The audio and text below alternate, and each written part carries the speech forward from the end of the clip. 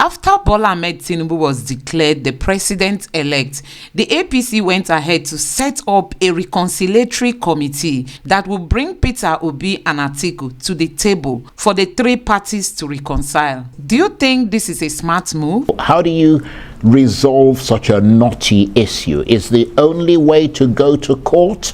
Because we understand the APC has set up a reconciliation committee and is trying to reach out to the PDP and Labour. A senior advocate of Nigeria is here to tell us the only condition under which Peter Obi should accept Tinubu's sue for peace. He is saying that Tinubu and the APC must first admit that they did the wrong thing, and INEC should also come out and admit that they deceived the Nigerian people. So if they can come together and resolve it in a manner that the rule of law, due process will not have been abused and covered, and it will help us to move forward, I'm not going to be against it. But how will they be able to do it?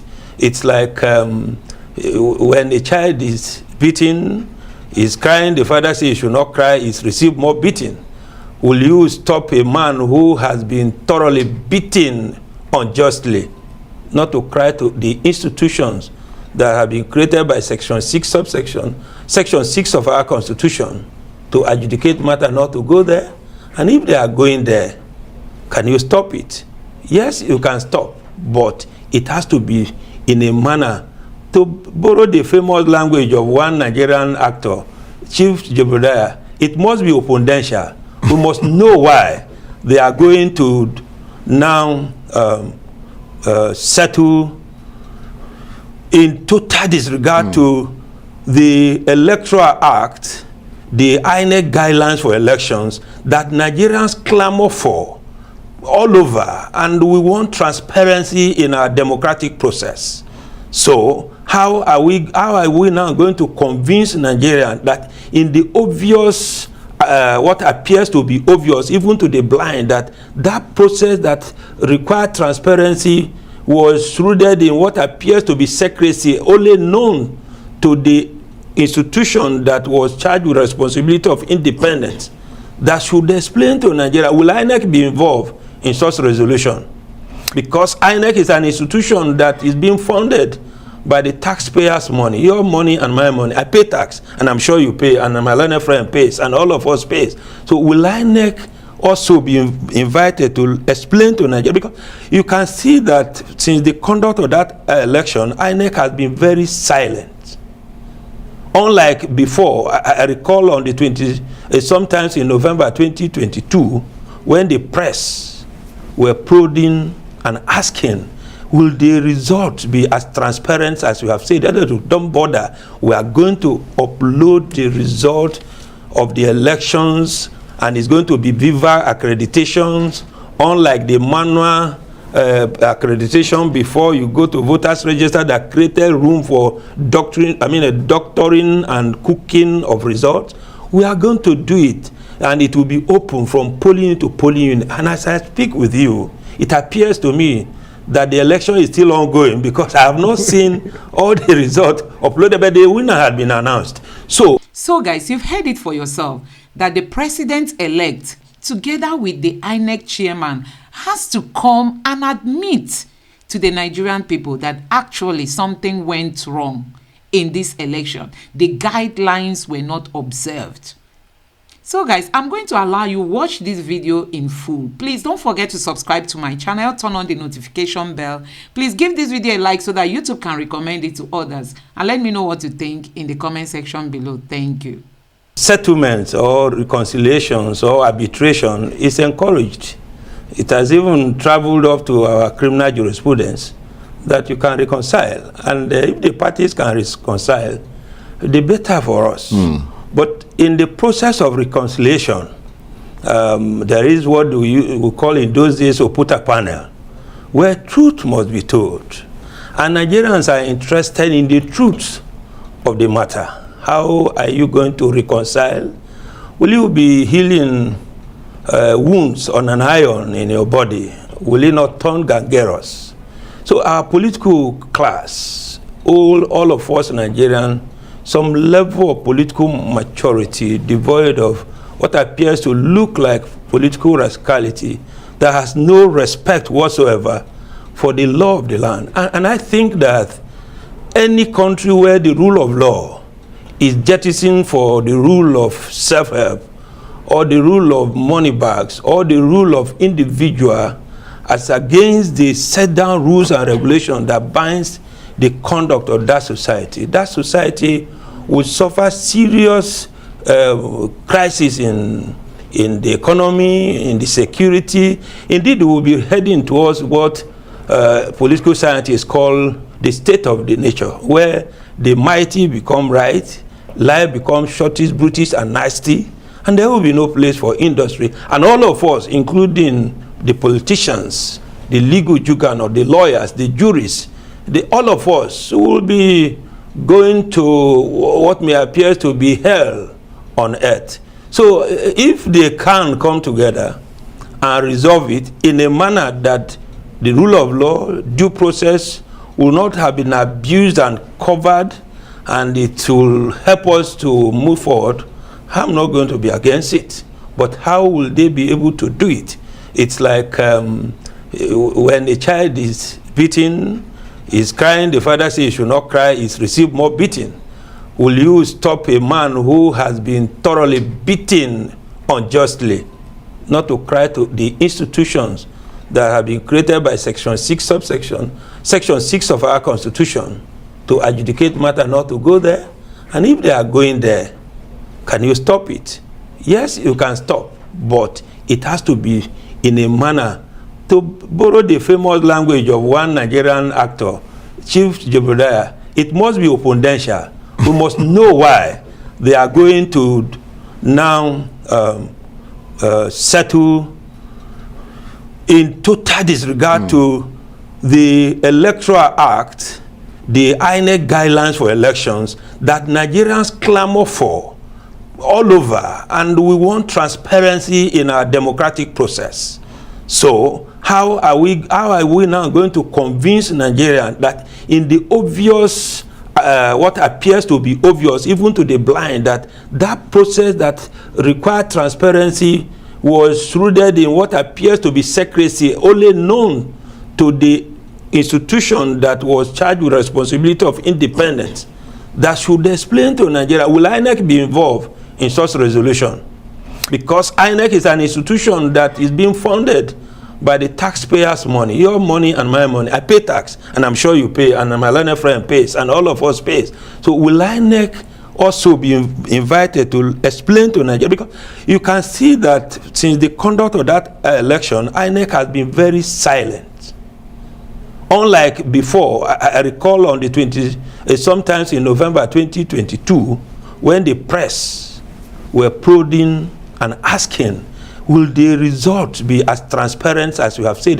Don't bother. We are going to upload the result of the elections, and it's going to be Viva accreditations, unlike the manual accreditation before you go to voters register that created room for doctoring and cooking of results. We are going to do it, and it will be open from polling to polling. And as I speak with you, it appears to me that the election is still ongoing, because I have not seen all the results uploaded, but the winner had been announced. So we will wait and see how that resolution will be. I won't be against it. Right.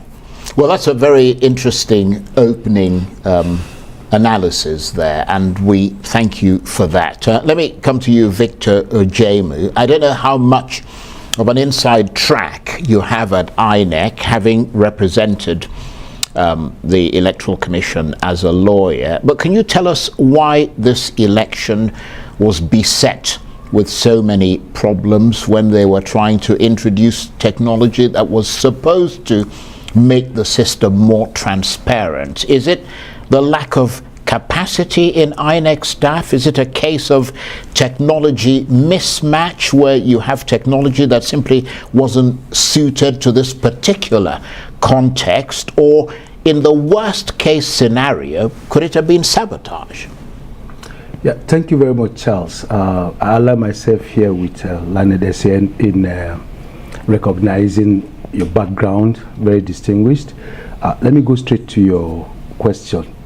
I must commend Nigerians for keeping faith with the promises of INEC that this time around they will implement the provisions of the Electoral Act as well as their own guidelines, which in any case this current Electoral Act have made part of.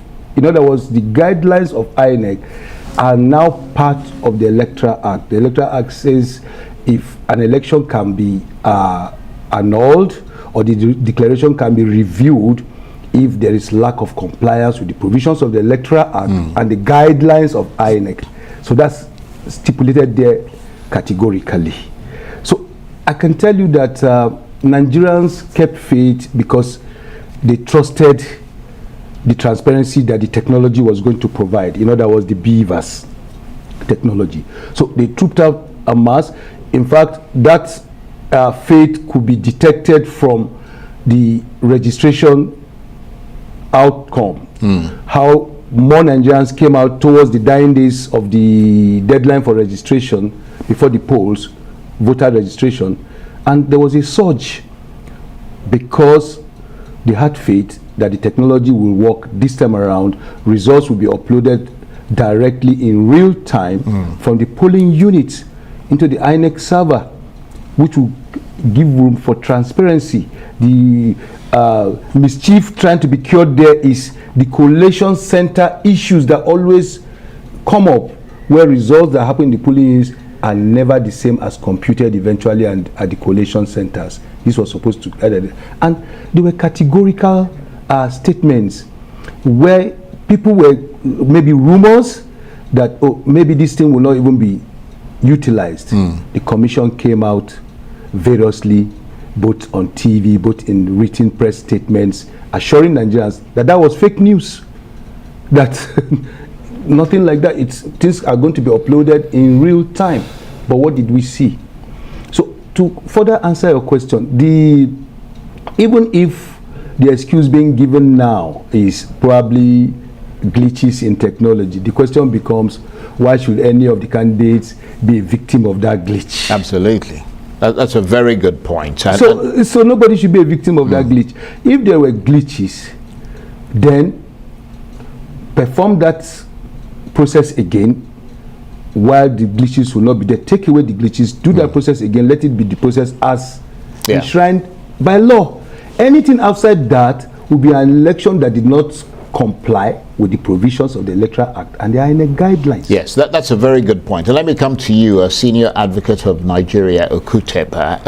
Of course, in the case of Labour and the PDP, they are alleging that in addition to the incompetence of INEC staff and failure in some instances of the equipment, that there was manipulation. That's what they're alleging. How do you assess that as a provable case at the tribunal or at the Supreme Court? Well, we are not on trial here, but let me say this. There are some very false assumptions in town that electronic transmission of results is not part of the Electoral Act. That, with respect to whoever holds that view, may be a misconception or lack of understanding of our laws, because under the Electoral Act, the provisions dealing with how you are to go to polling units, how to cast your vote, what needs to be done, and all of that are there. And then the National Assembly, in their wisdom, came out with the provisions in the Electoral Act that how results are to be collated, transmitted from polling unit to ward center are to be determined by the National Electoral Commission, INEC. Now, INEC is a constitutional creation. Section 153 of our Constitution, put together with Section 160 of the Constitution, creates INEC and gives INEC this authority to issue guidelines. And in various decisions of our courts, guidelines of INEC have been elevated to an instrument that has constitutional flavor. And I'm not too sure we have forgotten so soon that as early as sometimes in 2018 or 2019, in a state called Kogi somewhere here, the INEC rely on its manual for election to declare election that even if you had given all the votes of the person who were yet to vote to one of the political parties, the party who won the election before the unfortunate demise of Prince Abubakar Audu had already won the election. INEC declared that election inconclusive. And the sacrosanct of that INEC manual, upon which they rely, in contradistinction to the provisions of the Constitution that are set out how a governor could emerge in the state, was upheld by no less a court of the land, than the apex court of the land, the Supreme Court of Nigeria. So when anyone parades in the town to sell to Nigerians that there is no law for transmission of elections by electronic means, that person may well be asked to go and get from INEC the INEC manual for election 2022, and particularly paragraph 38 thereof. So the people that have gone to court will present their case on so many fronts, and then their lordships will decide these cases on the law. And let me tell you that Nigerians, including the National Assembly, decided to shift our electoral processes from the 13th century analog recording to 21st century recording of technology.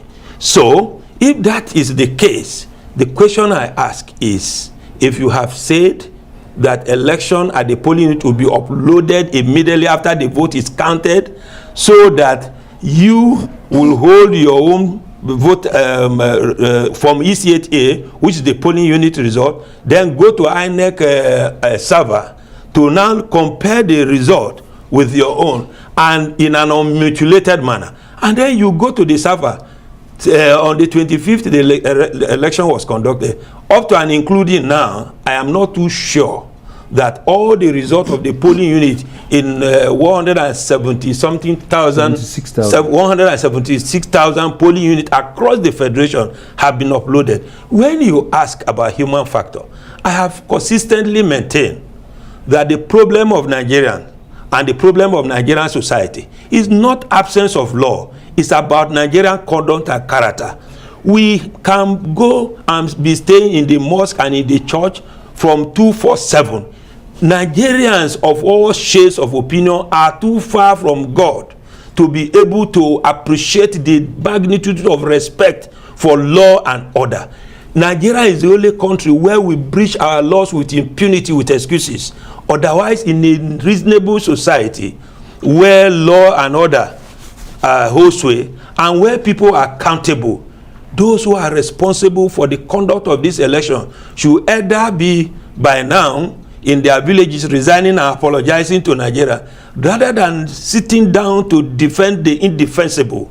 Because all of these excuses you are giving now and hoping to rely on so many provisions of arguments, because I have written on a series of occasions that our judiciary must avoid certain principles of law that put roadblocks on the road of justice. And part of those principles of law that put roadblocks on the way of justice is the question that if you go for election petition tribunal, whatever INEC had done is presumed to be regular. How do you presume regular what is obviously irregular? Even to the deaf and to the blind, they can see. So, and I'm happy that by the provisions of Section 137 or so of the Electoral Act, there is an introduction there that you don't need to call from here and there. If you can, by physical examination of electoral materials, show that there is non-compliance with our laws. So how their lordships at the Court of Appeal, at the Election Petition Tribunal, and the Supreme Court would determine these cases based on the outcry, just like they have come now today to give a decision based on the outcry of Nigeria, of the Naira swap policy. We expect that our judiciary should hold our political class accountable. And the only way it should be done is for them not to give any backing to the hooliganisms and political thuggery that have been associated with non-observance of the processes that have been set up. Because if we wasted our money to produce INEC manual, wasted our money to debate in the National Assembly, the 90 senators and about 400 and something House of Representative member debated that law clause by clause as representative of Nigerian people. Anybody, however highly placed, that breached that law in the process of our election should be held accountable by the judiciary. Right, that's a very good point. And let me come to conclude there. Yeah, very briefly, so we can come to him. When the foundation is destroyed, there's nothing the righteous can do. So the election at the polling unit is the pyramid upon which every other superstructure is built on. Once there is evidence of unrighteousness at the polling unit, then the doctrine of substantial compliance with the law should not arise.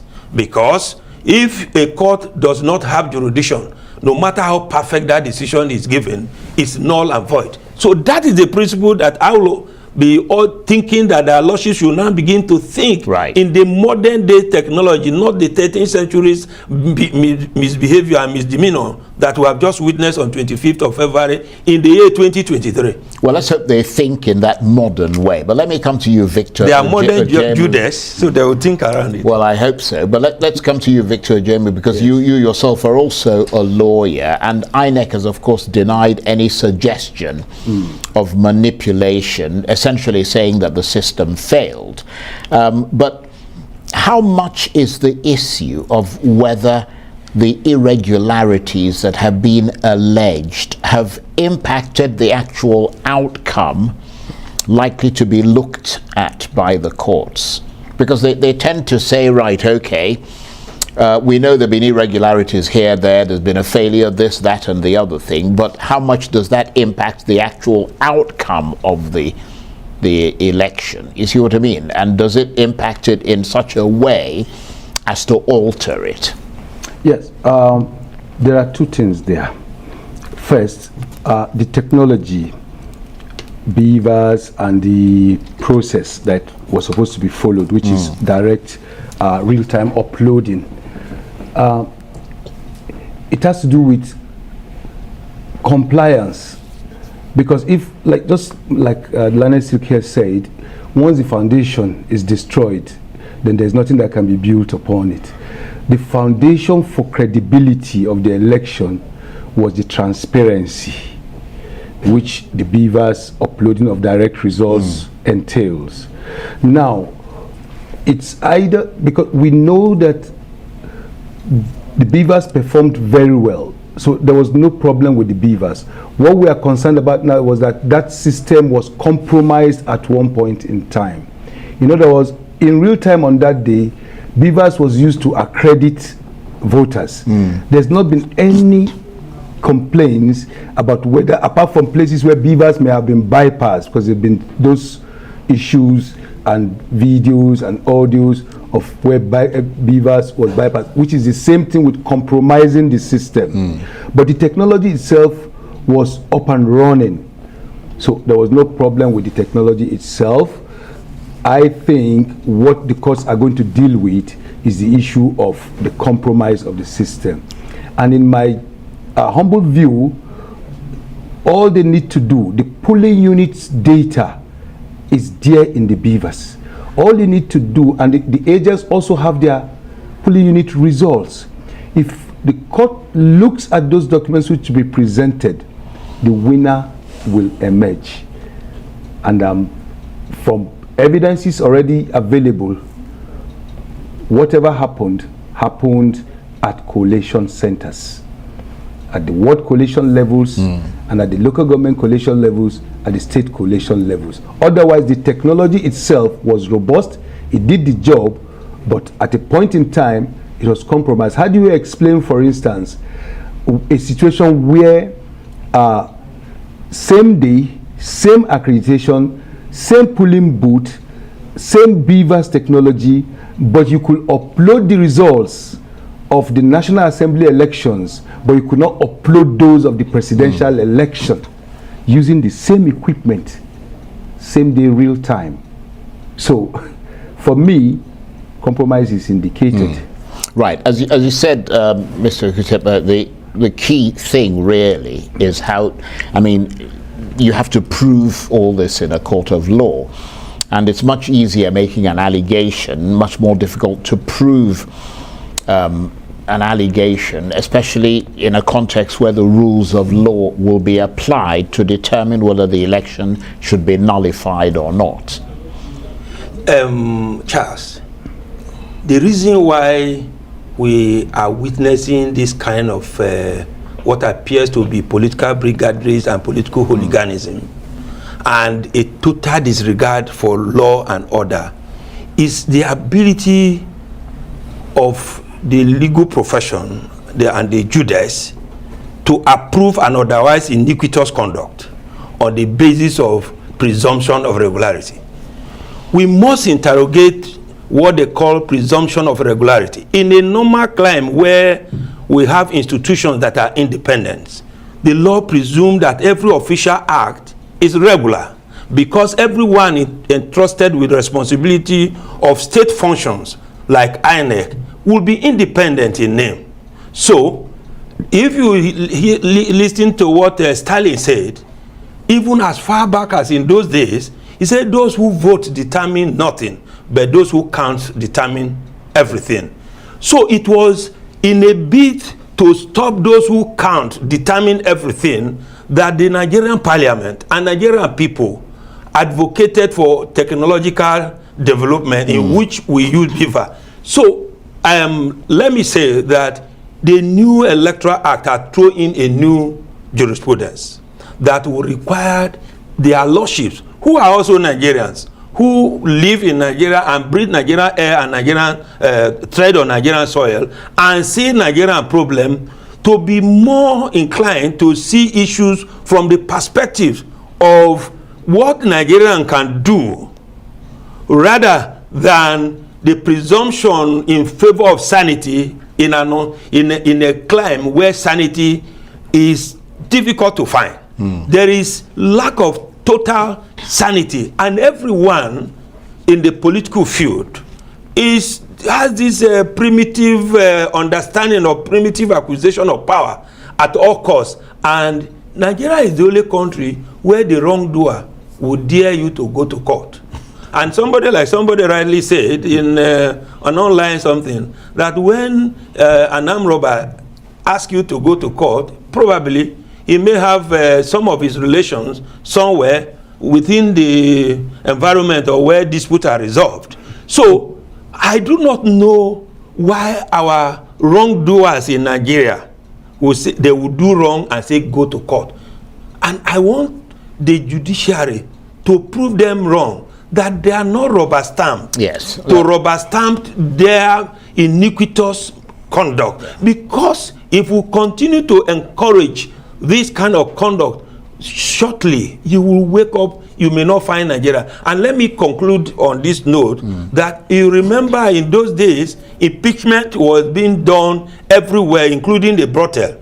It took the brevity and the progressive interpretation of Nigerian Supreme Court to nip the political rascality of impeachment in the bond, because they said, because in our constitution, if you look at our constitution very well, it says that once you are impeached, the court has no jurisdiction.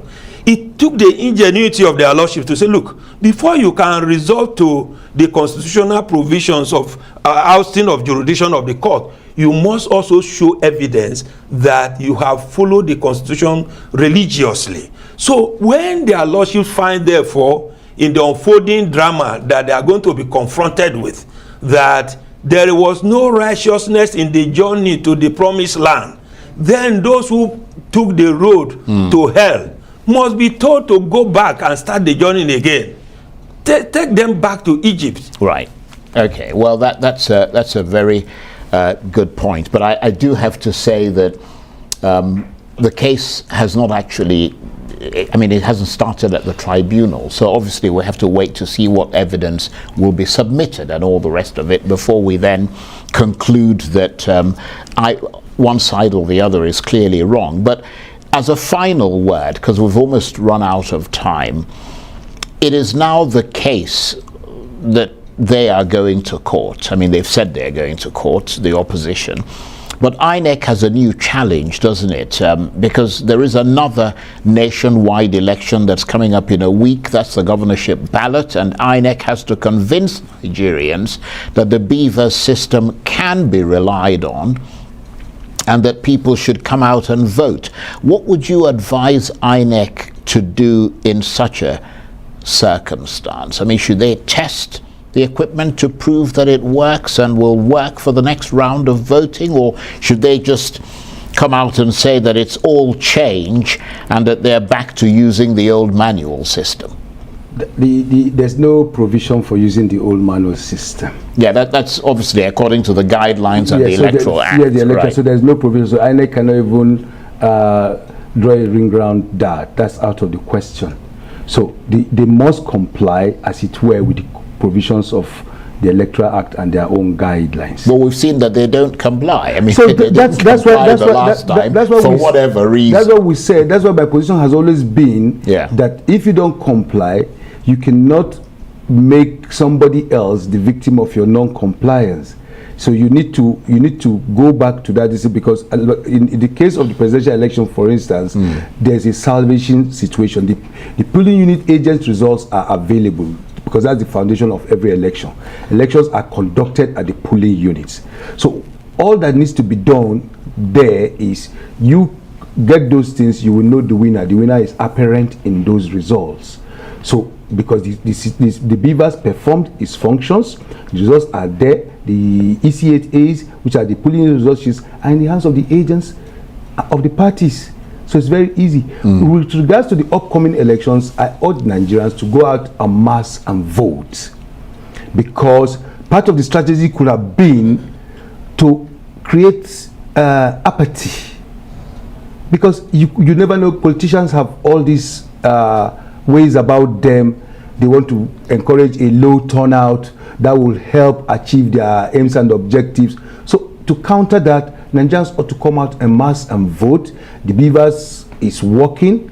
All that happened was a deliberate attempt to compromise it. So they need to be watchful. Freedom is not gained on a platter.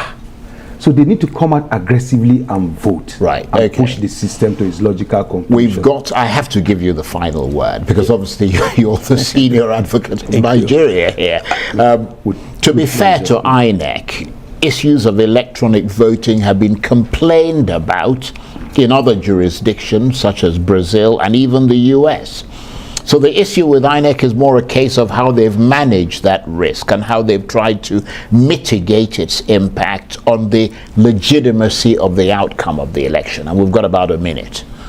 My problem is, if INEC held itself out as having capacity to use electronic voting, and the match started, can the same INEC complain in the middle of the match that what he held itself out that it has capacity to do is no longer working? I have no problem with the workability of that system. I have problem with the man-made attitude of Nigeria. And so I join my learned friend. Not only that people should come out en masse to vote, people should go to the polling unit for this gubernatorial election prepared to defend their votes and stay there and insist that the polling unit agents or polling unit office, presiding officer follow the guidelines of INEC and they collect their results. All these mutilation, addition, subtractions that we are seeing on social media are anti-democratic principles. Once people go to vote, their votes must count. And I'm happy that our court have consistently held that polling unit result is fundamental. So forget about every other addition they have done. So INEC have not even told us that the BVAS is not working. They said there was a glitch and that their technicians are on it. Today is the 3rd of March. that election was conducted and the result announced while men were sleeping on the 1st of March. And so we woke up to hear that INEC has announced the result of the election when Nigerians were still complaining, and there is a provisions in the Electoral Act that gives INEC the opportunity of listening to Nigerians that what you have done is not to review, right, and to do this and do that. So why INEC did not listen to that complaint? Okay. Maybe there was no complaint to them, or what we are seeing in the drama, or just something that they maybe photoshopping. I don't know, but I saw some agents protesting when the results were being announced. But anything can happen. Maybe I was not seeing very well, but if I think you were right, there were protests. If there were, then it will amount to insensitivity, right, on an institution that ought to be independent. Okay. To dismiss with a wave of hand, it's equivalent to a striker, right, hacking down okay, a defender in the penalty box, right, okay, and the referee looked always like that. That is why you are likely to see the spectator coming into the field of match, okay, to grab the referee. We're going to have to leave it. And may God not allow us to grab the referee. Yeah, well, which is the INEC. I want to thank both of you very much indeed, bearing in mind, of course, that the Nigerian Supreme Court has never been known for judicial activism. But I don't want to start another conversation on that. I want to thank both of you very much indeed. Yeah, great contribution. Jibrin Samuel Okutepa is a senior advocate of Nigeria who's written extensively and spoken volubly about Nigeria's election challenges, and the lawyer Victor Jemu, who has represented both the electoral. So guys, we all know that INEC has been so quiet, since after this election. INEC has failed to come out to talk to the Nigerian people. I mean, the person of the INEC chairman, Mahmood Yakubu. He has not come out to address the concerns of the Nigerian people. He's supposed to have come out to tell us why there was no network across Nigeria, for them to upload the results.